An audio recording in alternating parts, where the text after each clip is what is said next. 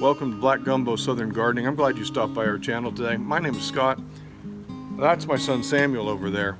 And this is our backyard suburban garden. We're on the Texas coast at Zone 9A. And it gets hot here, so spring is a really good time to be outside and enjoy the garden and do all the work.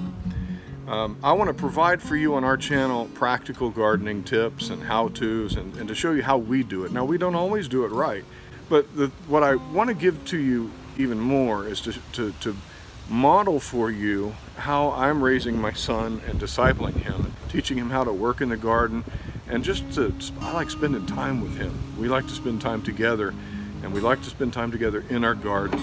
These two bins right here, those are his gardens. This is his three sisters' garden, and those cucumbers that you're gonna see more of as the season goes on, those are his cucumbers. And I'm teaching him how to do things, and we're learning together. That's what we're all about. So I hope you'll subscribe to our channel. I hope that you'll enjoy the things that we do.